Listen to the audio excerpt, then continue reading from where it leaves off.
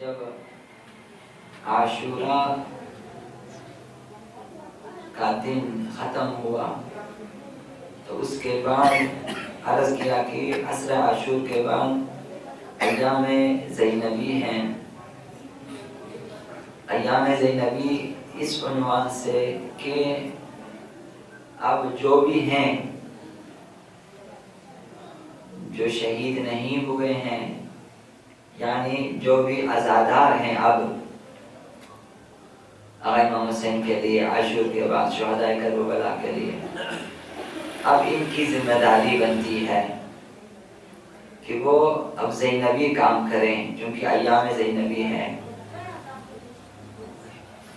زینبی کاموں میں، زینبی کردار میں ایک اہم کردار، بلکہ اہم ترین کردار یہی ہے کہ شہدائے کربلا کی سیرت کو، شہدائے کربلا کی یاد کو اور ان کے مصائب کو اور ان کی راہ کو اور ان کی تدبیر کو اور ان کی نصیحتوں کو اور ان کے پیغامات کو زندہ رکھیں۔ یہ مہم ترین کار زینبی ہے۔ اس صورت میں ہم عزاداران واقعی ہیں، ہم حقیقی عزادار ہیں۔ تو اب اس عشرے میں یہاں سے چہلم تک قافلہ عشاق حسینی رواں دواں ہے اس مسارع عشاق کی طرف، وہ جو قتلگاہ عاشقان خدا ہیں اس طرف، وہ جو سرزمین عاشقان، عاشقوں کی سرزمین، اس کی طرف رواں دواں ہے۔ یہ قافلہ یہ زینبی ہے۔ اس قافلے کا اور اس حرکت کا اور اس انقلاب کا مقصد، اس راہ پیمائی کا مقصد یہ ہے کہ کربلا والوں کی سیرت و کردار و پیغام کو زندہ رکھیں، ان کی قتلگاہ کو زندہ رکھیں، چھپنے نہ دیں۔ کربلا پر رونق ترین جگہ ہونی چاہیے، کربلا ایسی جگہ رہنی چاہیے کہ جہاں دنیا میں سب سے زیادہ معنوی ملکوتی رونق ہو، جہاں اہل بیت کے حوالے سے اور عشق و محبت و مودت اہل بیت کی کے جو ہے حوالے سے پر رونق ترین مقام ہونا چاہیے۔ کار زینبی ہے۔ لہذا تاریخ میں پہلے بھی ایسے انسان رہے ہیں کہ ان کی موت کے بعد بھی ان کے کردار، ان کی گفتار اور ان کی سیرت و سنت زندہ رہی اور اب بھی زندہ ہیں۔ آقا امام حسین بھی انہی میں نامور ترین شخصیت ہے کہ ان کے جسموں کی موت کے ساتھ ان کا کردار نہیں مرتا، ان کی سیرت ختم نہیں ہوتی، ان کا پیغام ختم نہیں ہوتا۔ لہذا الہی شخصیات، انبیاء جس طرح سے، اولیاء الہی جس طرح سے، ائمہ معصومین ہمارے جس طرح سے اپنی دنیاوی زندگی میں ستون دین تھے، محور دین تھے، محور انسانیت اور محور حق و عدالت تھے، حامی دین اور ناصر دین تھے، اسی طرح ان کی موت کے بعد بھی ان کی یاد، ان کے قتل گاہ، ان کی زیارت گاہ، مرقد مطہر،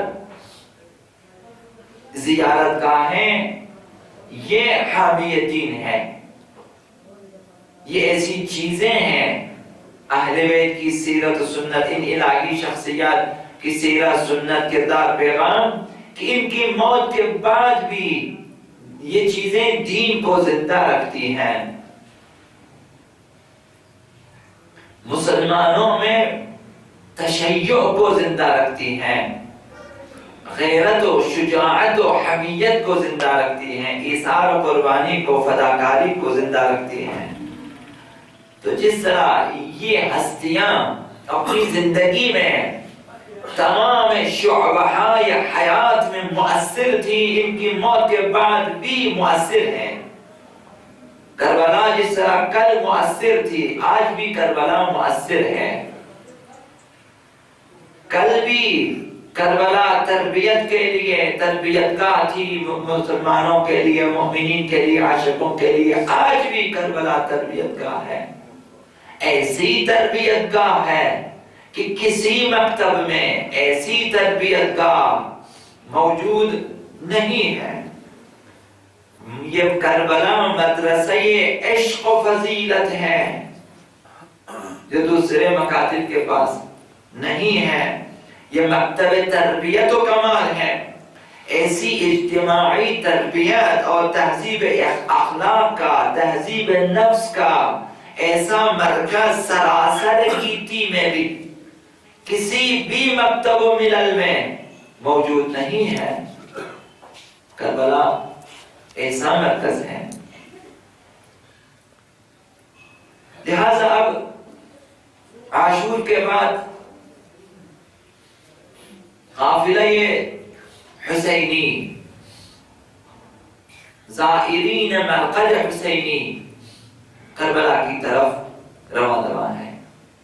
اب میعاد گاہ 40 ہے، وعدہ گاہ وقت موعود 40 ہے کہ چہلم کو 40 کو وہ دن جس دن کردار زینبی ادا کرنے والوں نے اپنے تمام کردار کو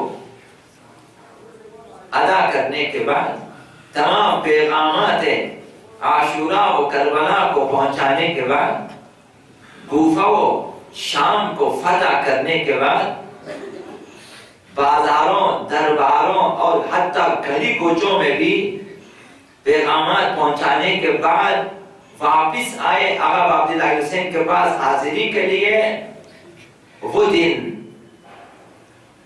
روز میعاد زینبی، اس دن یہ قافلہ عشاق عاشقان حسینی کربلا میں حاضر ہوں گے۔ زیارت عشق و محبت و دوستی کا تقاضا ہے۔ جس کے دل میں عشق ہے، محبت ہے، اس کا تقاضا ہے کہ اس کی ملاقات کو جائیں، اس کی زیارت کو جائیں۔ دوستی، محبت اور عشق کی اہم ترین علامت یہی ہے کہ اپنے محبوب و معشوق کا دیدار ہو اور دیدار کے شوق میں حاضری دیں۔ حتیٰ کہ اگر مزور و محبوب و معشوق ظاہراً روئے زمین پہ موجود نہ بھی ہو، تو جہاں اس نے جان دی ہے، جہاں اس نے سر کٹایا ہے، جہاں اس نے خون بہایا ہے، جہاں اس نے اپنے زائرین کو، اپنے عاشقوں کو، اپنے محبوں کو یاد کیا ہے، جہاں اپنے زائرین و محبین اور شیعوں کی نجات کے لیے اپنی جان جانفرین کے سپرد کی ہے، اس مقام کی زیارت کو جاتے ہیں۔ یہ عشق و محبت و دوستی کا تقاضا ہے۔ زائرین اس ہدف کے لیے وہاں حاضر ہوتے ہیں۔ زیارت طلب کمال میں ایک فطری امر ہے۔ کامل ہونا چاہے تو زیارت اس میں ایک حصہ ہے۔ منہا یہ زیارت، بدون زیارت، بغیر زیارت اپنے معانی و مفاہیم میں بغیر زیارت کے انسان کامل نہیں ہو سکتا، انسان ناقص ہے۔ جس قدر محبت بڑھتی ہے زیارت کا شوق بھی بڑھتا ہے۔ محبوب اسے کہا جاتا ہے جس کی ہر چیز عزیز ہو، جو بھی اس سے منسوب ہے وہ عزیز ہے، وہ عزیز ہے۔ بدریا بن گرم دریا تبینم، بصحرا بن گرم صحرا تبینم۔ سراسر ہستی میں جس چیز پہ آپ نظر ڈالیں وہ آیت خدا ہے، لہذا عزیز ہے، چونکہ خدا کی نشانی ہے۔ اسی طرح چونکہ خدا سے محبت فطری ہے، واجب ہے، لازم ہے، تو ہر چیز جو خدا کی طرف سے ہے عزیز ہے، چونکہ آیہ خدا ہے، مصنوع خدا ہے، مخلوق خدا ہے، یہ کائنات میں ہے، یہ فطری امر ہے، یہ فطری امر ہے۔ ہر بچے کو اپنی ماں سے محبت ہے، فطرتاً محبت ہے۔ یکی درد و یکی درمان پسندد، یکی وصل و یکی ہجران پسندد، من از درمان و درد و وصل و ہجران پسندم آنچرا جانان پسندد۔ ہر وہ چیز جو محبوب کو پسند ہے مجھے بھی پسند ہے۔ وہ جائے گا جسے حسین نے پسند فرمایا ہے، کیسے ممکن ہے کہ میں اس جائے گا کو فراموش کر دوں؟ جسے حسین نے اپنے سرمایے سے خریدا، جسے آقا امیر المؤمنین نے وہاں حاضر ہو کر فرمایا کہ یہاں مصارع عشاق ہیں، عاشقوں کی قتلگاہ یہ ہے، جسے آقا امیر المؤمنین جسے پیغمبر اسلام پسند کرے، جسے خداوند پسند کرے اور مکے سے زیادہ فضیلت دے، کیسے ممکن ہے کہ میں اس جائگاہ کو، اس زمین کو فراموش کر دوں؟ یہاں عاشقان خدا نے خون بہایا ہے، جہاں میرے لیے دعا کی ہے، جہاں میری نجات کے لیے دعا کی ہے، جہاں میرے دین کے لیے حسین نے قربانی دی ہے، میں اس جائگاہ کو فراموش، حتیٰ وہاں حسین نہ بھی ہوں، مجھے وہ جائگاہ پسند ہے، وہاں حاضری ہوتی ہے۔ محبت کا تقاضا ہے، جس قدر محبت بڑھتی جائے گی زیارت کا شوق بھی بڑھتا جائے گا۔ جس طرح یہ اشتیاق محبوب کی زندگی میں موجود رہتا ہے۔ خاک کی حیثیت کیا ہے؟ مٹی ہے، خاک ہے۔ پتھر کی حیثیت کیا ہے؟ سنگ ہے، پتھر ہے۔ لکڑی کی کیا حیثیت ہے؟ پتھر کی کیا حیثیت ہے؟ جب خداوند بیچ دے زمین پہ تو حجر اسود ہے، حکم ہے کہ استسلام کرے، چومے اسے۔ حجر اسود خدا نے وہاں سے کہا کہ یہاں سے تم نے طواف شروع کرنا ہے۔ پتھر کی کیا حیثیت ہے؟ حضرت ابراہیم نے اپنے قدموں کے نیچے رکھا، دیوار کعبہ بنا دی، اس پتھر کو یادگار بنا دیا خدا نے کہ مقام ابراہیم کے پیچھے جب تک نماز ادا نہ کرے نماز باطل ہے۔ یہ چونکہ منسوب ہے، انہیں نسبت حاصل ہے۔ مدینہ کیوں عزیز ہے؟ وہ بھی مٹی ہے۔ مکہ سرزمین مکہ کس لیے؟ حرم امن الہی ہے، وہ بھی تو زمین ہے، خدا نے فضیلت دی ہے، تو میں کیسے فراموش کر دوں اسے جسے خداوند فضیلت دے؟ مٹی کی کیا حیثیت ہے؟ حبیب یا غیر حبیب؟ آقا عبداللہ حسین چلتے ہیں تو پیچھے سے جہاں جہاں قدم رکھتے ہیں خاک اٹھاتے ہیں، سرما کر لیتے ہیں۔ یہ خاک ہے۔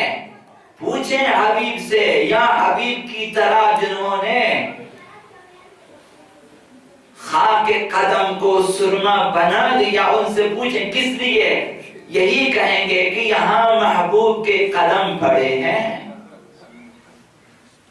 یہاں محبوب کے قدم پڑے، قدم گاہ ہے ابراہیم، بن گئے مقام ابراہیم۔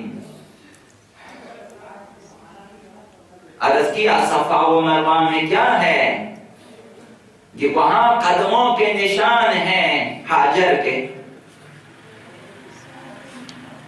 جس طرح زندگی میں یہ اشتیاق زیارت موجود ہے، دنیا سے محبوب کے جانے کے بعد بھی یہ اشتیاق باقی رہتا ہے۔ اگرچہ موت حائل ہو جاتی ہے ہم میں اور محبوب میں، تو ظاہراً مجبوری ہو جاتی ہے تو ہم محبوب تک نہ جا سکیں، ان کی قبر تک جا سکتے ہیں، وہاں جاتے ہیں۔ کس لیے جاتے ہیں وہاں؟ کم از کم یہ ہے کہ محبوب کا جسم دفن ہے، وہ جسد خاکی دفن ہے، وہ جسد نوری وہاں دفن ہے، وہ قطعہ جسم حسین دفن ہے وہاں، وہ جسم یادگار ہے جس پہ سینکڑوں ضربیں لگی ہیں، ایک ایک زخم ہمارے لیے اٹھائے تھے۔ جب محبوب معشوق حجت خدا ہوں تو پھر یہ اشتیاق اور بڑھتا ہے۔ یہ نہ صرف میرے محبوب ہیں، خدا کے بھی محبوب ہیں، یہ نہ صرف میں عاشق ہوں بلکہ وہ عاشق خدا ہے، اور وہ محبوب خدا، معشوق خدا ہے۔ تو کس قدر کیسے کہ خدا ان سے محبت کریں اور ان کی جائگاہ کو عظمت دیں، میں انہیں فراموش کر دوں۔ ہماری روایات میں ہر شب جمعہ تمام انبیاء کربلا تشریف لاتے ہیں، کیسے ممکن ہے کہ میں غیر حاضر رہوں؟ انبیاء وہاں آتے ہیں، فرشتے وہاں آتے ہیں حاضری کے لیے، تو میں کیسے فراموش کروں؟ اب جن کے پاس ایسے فلسفے نہیں ہوتے، جن کے پاس عشق و محبت کا کوئی اصول نہیں ہوتا، جن کے پاس یہ فطری امر ہے ہی نہیں، انہیں کیا معلوم کہ محبت کیا ہے، مودت کیا ہے، زیارت کیا ہے، نہیں معلوم۔ انہیں عجیب سی چیز نظر آتی ہے کہ یہ لوگ کیوں روتے ہیں، یہ لوگ کیوں جاتے ہیں کربلا؟ وہ ششدر ہیں، وہ سرگردان ہیں، چونکہ ان میں یہ چیز نہیں ہے، انہیں نہیں معلوم کہ رونے کی جو فطری خصوصیت ہے یہ خدا نے انسانوں میں کیوں رکھی ہے، انہیں نہیں معلوم۔ وہ تہی ہیں ان چیزوں سے، انہیں عجیب لگتی، تعجب ہے۔ یہ ٹھیک اسی کی طرح ہے، کبھی عرض کیا کہ کبھی موسیٰ نے، حضرت موسیٰ علیہ السلام نے عرض کیا ہوگا، جسے بعض لوگوں نے کہا خدایا چھپکلی کو کس لیے خلق فرمایا جواب آیا، اے موسیٰ چھپکلی بھی یہی سوال کرتا ہے، خدایا موسیٰ کو کس لیے خلق کیا؟ ہماری دنیا میں موسیٰ کا کیا کام ہے؟ یہ مثال ہو سکتا ہے، کوئی مثال ہے شاید، یا کسی نے اس طرح تو ایسا ہے کہ اگر ان سے پوچھیں کیا معلوم انہیں، انہیں زعفران کا نہیں پتا۔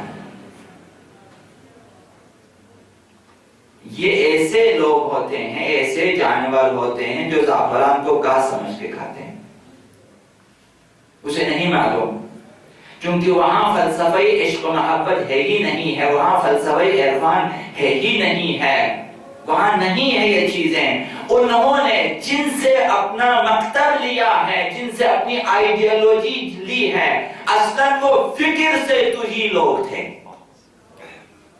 اصلاً وہ فکر نہیں رکھتے تھے، اصلاً خالی کھوکھلے لوگ تھے، ان سے لیا سوائے تعصب کے، سوائے دہشت گردی کے، سوائے ظلم و ستم کرنے کے کچھ نہیں سیکھا ان سے، تو وہاں ایسا فلسفہ نہیں ہے، وہاں ایسی چیز نہیں ہے، وہاں ایسا کام نہیں ہے۔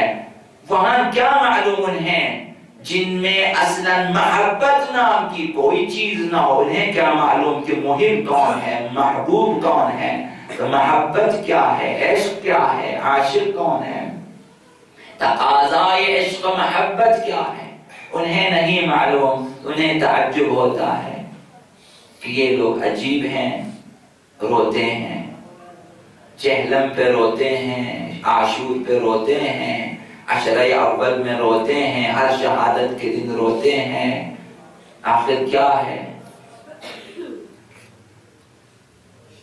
انہیں نہیں معلوم۔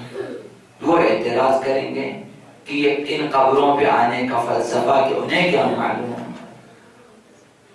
انہوں نے کسی دین کو زندہ رکھنا نہیں ہے، انہوں نے کسی مکتب کو باقی رکھنا نہیں ہے، ان کے پاس کسی چیز کی حرمت باقی نہیں ہے، وہ تکفیری ہیں، انہیں کیا معلوم؟ دین اسلام میں ایسے بے مثال ہستیاں، ایسی لازوال ہستیاں موجود ہیں۔ لہذا زیارت توحید کی معرفت کا نتیجہ ہے۔ ہماری زیارت جو ہمارے مکتب میں جس کا خاص معنی ہے، جس کا خاص مفہوم ہے، یہ معرفت توحید کا ثمر ہے۔ توحید اور یکتا پرستی بہت عظیم چیز ہوتی ہے اسلام میں، توحید ہے بنیادی چیز، اصل ہے، اصول دین میں ہے، اول توحید ہے، اول الدین معرفت توحید، معرفت دین، یہ اول دین ہے، اول توحید ہے۔ تو اصول دین میں اس اصل تک پہنچنے کے لیے صحیح راہ کا انتخاب لازمی ہے، اور صحیح راہ کے انتخاب کے بعد اس راہ پہ چلنا ضروری ہے، ورنہ آپ اصل توحید تک نہیں جا سکتے۔ توحید تک جانے کی راہ ہوتی ہے، وہ راستہ صراط مستقیم کہلاتا ہے۔ مستقیم یعنی براہ راست آپ کو خدا تک پہنچا دے۔ مستقیم یعنی سیدھا راستہ۔ سیدھا کہاں جاتا ہے سیدھا راستہ؟ آپ چل رہے ہیں اس راہ پہ، تو اب کہیں تو پہنچنا ہے آپ نے۔ اگر آگے سے راہ کا پتہ نہ ہو تو پھر وہ صراط مستقیم نہیں، وہ سیدھی راہ نہیں، وہ پھر گمراہ ہے، کیونکہ آگے سے گم ہے۔ تو ظاہر ہے کہ یقیناً یہ راستہ کہیں جا کر ختم ہو جاتا ہے، کسی منزل پہ، کسی مقام پہ، وہ توحید ہے، یعنی خدا ہے۔ وہ صراط مستقیم ایک صراط آپ کے پاس ہے، آپ یہاں سے چلتے ہیں، آخر میں کہاں پہنچیں گے؟ آپ خدا تک پہنچیں، محضر خدا میں پہنچیں گے، بارگاہ خدا میں پہنچیں گے، خلد برین میں آپ پہنچیں گے، جہاں خداوند چاہتا ہے کہ آپ پہنچیں۔ وہ صراط مستقیم ہے۔ صراط مستقیم کیا ہے کہ میں چلوں اس پہ؟ صراط مستقیم حبیب خدا محمد مصطفیٰ صلی اللہ علیہ وسلم اور اہل بیت عظام، یعنی 14 معصومین کی مودت، محبت، ولایت، بیعت اور اطاعت کا نام ہے، اور کوئی صراط مستقیم نہیں ہے۔ یہی ہے کہ اہل بیت پیغمبر اسلام اور اہل بیت کی باتیں سنیں، ان پہ ایمان لے آئیں، ان کی ولایت کو تسلیم کریں، جو یہ بتا دیں آپ عمل کرتے جائیں، صراط مستقیم ہے۔ نحن الصراط المستقیم، یہ اہل بیت نے فرمایا کہ ہم صراط مستقیم ہیں۔ اہل بیت کے ساتھ ساتھ چلیں، آپ صراط مستقیم پر ہیں۔ ظاہر ہونا ایک ایسا مقام مرتبہ ہے جس کے لیے توفیق چاہیے۔ صراط مستقیم پہ آپ آ جاتے ہیں اور آپ نے چلنا ہے۔ اب آپ نے، میں نے عرض کیا کہ کمال حاصل کرنے کے لیے زیارت ایک وسیلہ ہے، اور زیارت کے بغیر آپ کامل نہیں، نہ ایمان کامل ہے، نہ آپ کی شہیت کامل ہے، نہ آپ کی ولایت کامل ہے۔ تقاضائے ولایت، تقاضائے محبت یہی ہے کہ آپ چاہیں زیارت کو، تو زیارت پہ جانا، اور یہ بھی مہم نہیں، زیارت پہ جانا مہم نہیں ہے، زائر حقیقی ہونا مہم ہے۔ زیارت پہ ممکن ہے کہ لاکھوں لوگ جائیں،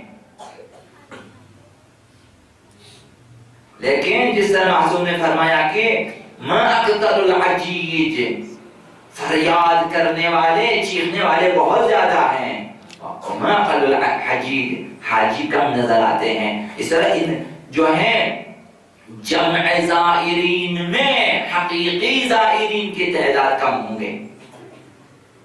تو زائر ہونا، زائر حقیقی واقعی، جو جسے اہل بیت کہیں کہ وہ زائر ہیں، یہ زائر ہونا ایک ایسا مقام، ایک ایسا مرتبہ ہے جس کے لیے توفیق کی ضرورت ہوتی ہے۔ توفیق ہر کسی کو مفت میں نہیں ملتی، بلکہ شائستگی چاہیے، اور شائستگی کے ساتھ طلب چاہیے کہ تقاضا کریں خدا سے، طلب کریں خدا سے عاجزانہ کہ خدایا مجھے زائر بنا دے، یہ توفیق دے، تب اسے توفیق ملے گی۔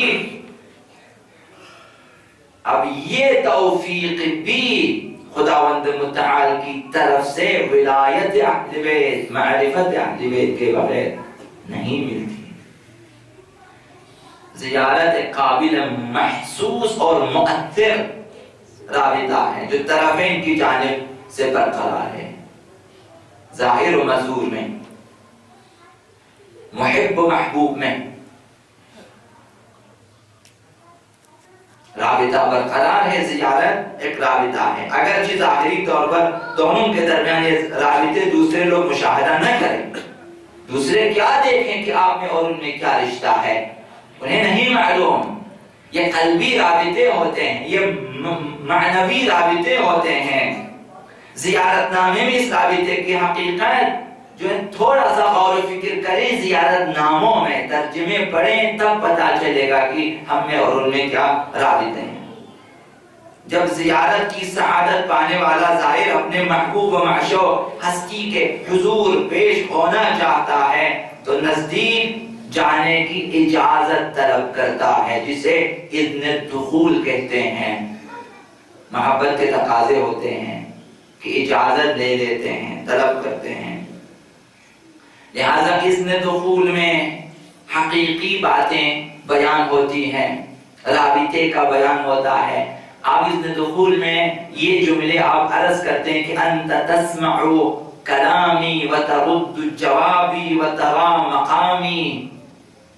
رابطہ یہاں سے معلوم ہو جاتا ہے کہ میرے امام، میرے محبوب امام، میرے معشوق امام، میرے معصوم امام، میں گواہی دیتا ہوں، اشہد انک، میں گواہی دیتا ہوں کہ آپ تسمع کلامی، میری باتوں کو سن رہے ہیں، وترد جوابی، تسمع سلامی، میرے سلام کو آپ سن لیتے ہیں، ترد جوابی، آپ میرے جواب بھی دے دیتے ہیں، وترى مقامی، میرے مقام کو، میرے حیثیت کو، میری جائگاہ کو، میری نیت کو آپ جانتے ہیں۔ اب یہ رابطے ہیں، اب پتہ ہے کہ میرا ان کے ساتھ یہ رابطہ ہے۔ اصلاً وہاں پہ جو ہے مرنا، یہ چیزیں مطرح نہیں ہے کہ پیغمبر صلی اللہ علیہ وسلم نے فرمایا ہم میں سے جو مرتا ہے وہ نہیں مرتا۔ ہم امام کو مردہ تصور نہیں کرتے، ہم انہیں حاضر و ناظر جانتے ہیں۔ لہذا زیارت ایک ایسی خوش قسمتی ہے، ایک ایسی سعادت ہے جس کے ذریعے زائر اپنے پیشوا اور ہادی سے اظہار عقیدت کرتا ہے، اظہار ارادت کرتا ہے اور توحید حقیقی کی مرکزیت و محوریت کا ادراک کرتا ہے۔ زیارت اس وقت زیارت ہے جب پتا ہو کہ یہ جس کی قبر پہ میں آیا ہوں زیارت کے لیے، یہ مرکز، اسے مرکزیت حاصل ہے نظام ہستی میں۔ نظام توحید میں مرکز امام ہے، محور ولی ہے، ولی خدا، اور یہ امام ہے، یہ ولی خدا ہے۔ نظام ہستی ان کے گرد گھومتی ہے کہ میں ایسی ہستی کی زیارت کے لیے آیا ہوں کہ جس کی بدولت دنیا خلق ہوئی، جس کی بدولت دنیا باقی ہے اور تا قیامت باقی رہے گی۔ یہ ایسی ہستیاں ہیں۔ اب جب مرکزیت کا آپ ادراک کر لیتے ہیں، محوریت توحید کا آپ ادراک کر لیتے ہیں، تو توحید حقیقی کے بارے میں آپ جان لیتے ہیں کہ امامت و ولایت معصوم سے مجھے توحید ملتی ہے، مجھے خدا ملتا ہے، خدا تک جانے کی راہ ملتی ہے۔ اس ادراک کے ساتھ انسان امام کی بیعت کر لیتا ہے۔ ہر زائر بیعت کرتا ہے کہ امام، میرے محبوب امام، میں نے جان لیا کہ آپ کیا ہیں، اب میں آیا ہوں بیعت کے لیے، اب میں آپ کے لیے جیوں گا، آپ کے لیے مروں گا۔ یہ ظاہر ہے۔ آخری حدیث عرض کروں گا، زیادہ آپ کا وقت نہیں لوں گا۔ حضرت آقا امام علی بن موسیٰ رضی اللہ علیہ وسلم عرض کہ ان لکل امام عہدا فی عنق اولیائہ و شیعتہ۔ ہر امام کی بابت، ہر امام کی نسبت اس امام کے پیروکاروں کی گردنوں پہ، شیعوں کی گردنوں پہ ایک عہد و پیمان ہے، ایک قرارداد ہے۔ کیا عہد و پیمان ہے؟ وَإِنَّ مِن تَمَامِ الْوَفَاءِ بِالْعَهْدِ، اس عہد و پیمان کی وفاداری اس میں ہے۔ بہت سارے ہر ائمہ کے بارے میں ہماری گردنوں پہ حقوق ہوتے ہیں، ذمہ داریاں ہوتی ہیں، ہمیں ان کی ولایت کو تسلیم کرنا ہوتا ہے، ان کے احکامات کے سامنے تسلیم خم کرنا ہوتا ہے، انہیں اپنا ولی اور سرپرست ماننا اور امام اور ہادی ماننا ہوتا ہے۔ ان تمام کے بعد جتنے بھی جو ہیں ان کی بیعت کے سلسلے میں اور اطاعت کے سلسلے میں قول و قرار ہیں، عہد و پیمان ہے خدا متعال کی طرف سے، ان کی ان کے سلسلے میں وفاداری کی ایک علامت یہ ہے وَإِنَّ مِن تمام الوفاء بالعہد زیارت قبورہم، یہ ہے کہ اس امام ان ائمہ کی قبروں کی زیارت کیا کریں۔ یہ عہد امام ہے شیعوں کی گردن پہ۔ اب ہر امام کی نسبت ایک عہد ہے، ایک قرارداد، ایک لازمی میثاق ہے، جسے وہ جو بھی کر سکے اسے یہ عہد پورا کرنا چاہیے، عہد پورا کریں۔ لہذا زیارت معرفت کے ساتھ ہونا ضروری ہے۔ معرفت زیارت وہی ہے جو بیدار ظاہر کو حجت خدا کا قرب عطا کرے۔ معرفت و محبت کے علاوہ ایک اور عنصر اور جو ہیں عامل بھی ہیں جو زیارت میں بہت اہم کردار رکھتا ہے، وہ ظاہر کا قصد اور ارادہ ہے کہ وہ اب یہاں سے بامعرفت چلے۔ اپنے ارادے میں میں ارادہ کروں کہ میں نے جانا ہے مثال کربلا یا مشہد مقدس، تو ان ہستیوں کے بارے میں پوری جانکاری ہونی چاہیے کہ میں کس ہستی کی بارگاہ میں جا رہا ہوں، کیوں جا رہا ہوں، اور مجھے وہاں جا کے کرنا کیا ہے، وہاں سے لے کر آنا کیا ہے، یہاں سے لے کر جانا کیا ہے، میں کس لیے جا رہا ہوں۔ یہ حاضری ایسے ہی بس جاری تک جانا اور آنا اس مقصد کے لیے ہے،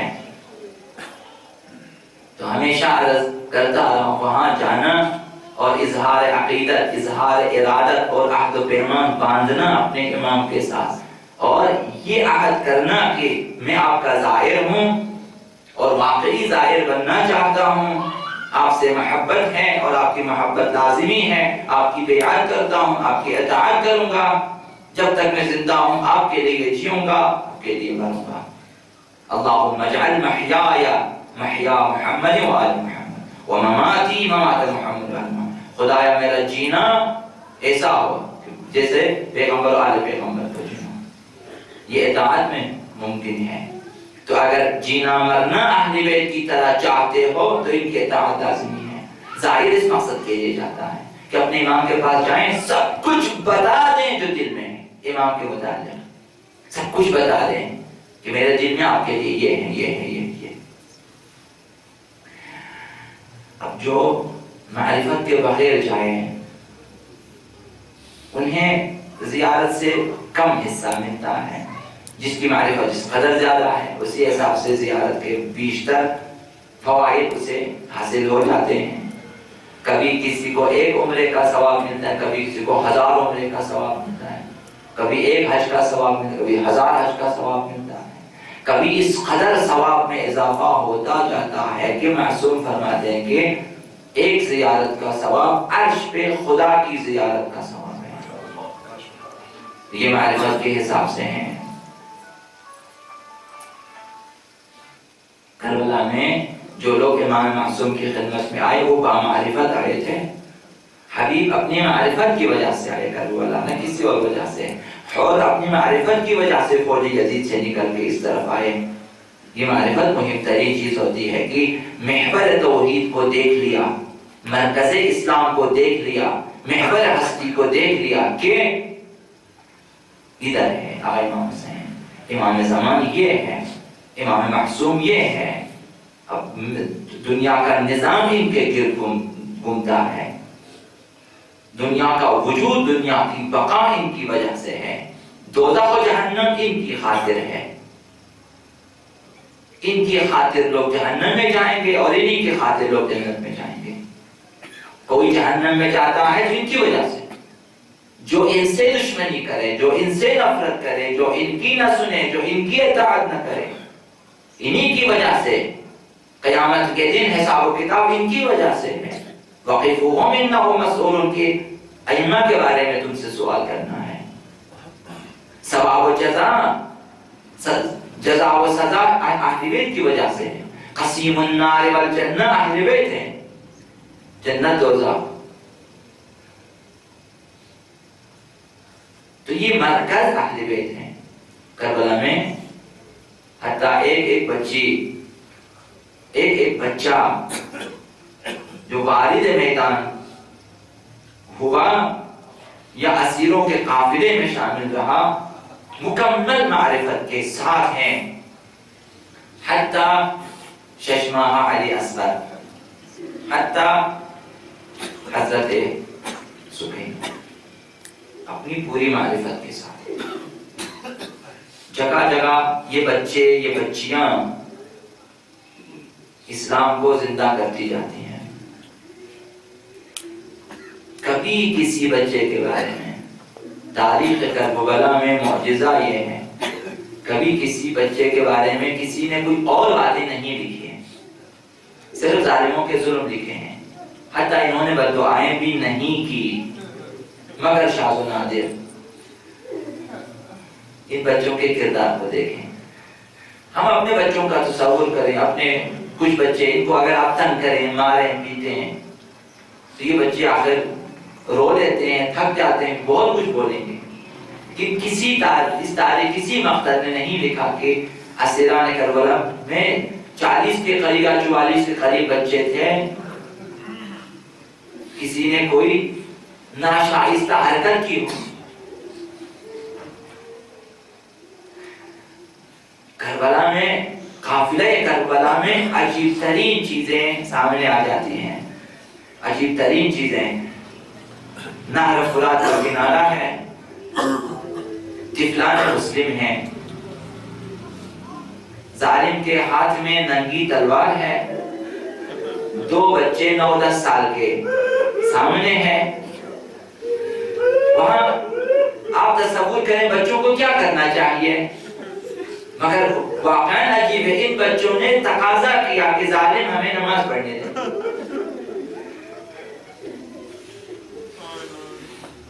بہت عجیب ہے.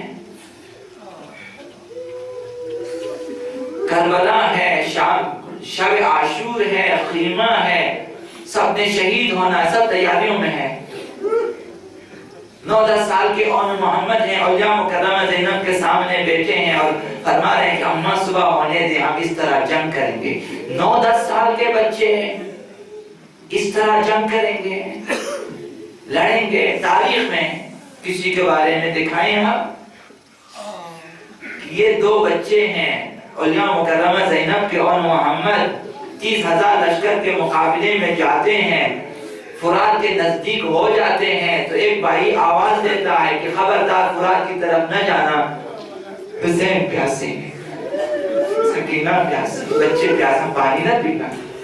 9-10 سال کے بچے 3 دن کے پیاسے اور پانی کے نزدیک بھی جاؤ پانی نہ پیے. کربلا کے بچے اس طرح سے ہیں، کربلا کے بچے اس طرح سے ہیں. واقعاً عجیب ہے. 1-2 دن کے بعد کوفے میں داخل ہوا یہ قافلہ. سروں کو نیزوں پہ بلند کیا گیا ہے مسلسل. اب جنہوں نے کتاب لکھی ہے میں اس کے حوالے سے عرض کر 120 مقام پہ آقا عبداللہ حسین نے گفتگو کی، قرآن کی تلاوت کی. کبھی مکمل سورہ کہف کی تلاوت کی ہے، کبھی سورہ ابراہیم کی تلاوت کی ہے، کبھی دربار میں تلاوت کی ہے. مسلسل سر حسین سے تلاوت کی آواز آتی ہے. زینب و کلثوم و سکینہ خطبے دے رہی ہیں. اسلام کھڑا ہے بازار کوفہ میں.